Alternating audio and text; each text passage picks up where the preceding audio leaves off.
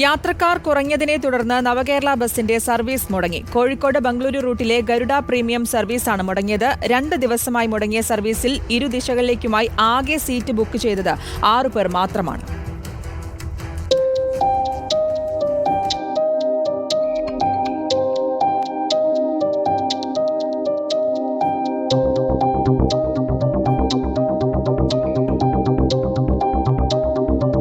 തിങ്കളാഴ്ച മുതൽ യാത്രക്കാരിൽ ഗണ്യമായ കുറവാണുള്ളത്. 14,000 രൂപ മാത്രമാണ് കഴിഞ്ഞ ദിവസത്തെ വരുമാനം. വഴിയിൽ നിന്നും യാത്രക്കാർ കയറുമെന്ന പ്രതീക്ഷയിലാണ് ചൊവ്വാഴ്ച സർവീസ് അയച്ചതെങ്കിലും അതുണ്ടായില്ല. അവധി ദിനങ്ങളിൽ മാത്രമാണ് 55,000 രൂപയോളം വരുമാനമുണ്ടാക്കാൻ കഴിയുന്നത്. ചീഫ് ഓപ്പറേറ്റിംഗ് ഓഫീസറുടെ നിർദ്ദേശപ്രകാരം സീറ്റ് ബുക്ക് ചെയ്തിരുന്നവരെ മറ്റു ബസ്സുകളിൽ യാത്രയാക്കിയെന്നും വെള്ളിയാഴ്ച സർവീസ് ഉണ്ടാകുമെന്നുമാണ് KSRTCയുടെ വിശദീകരണം. മെയ് 5 മുതലാണ് നവകേരള ബസ് ഗരുഡ പ്രീമിയം സർവീസ് തുടങ്ങിയത്. തുടക്കത്തിൽ വൻ സ്വീകാര്യത ലഭിച്ച സർവീസ് ഇതുവരെ നഷ്ടമില്ലാതെയായിരുന്നു ഓടിയിരുന്നത്. റിപ്പോർട്ടർ, കോഴിക്കോട്.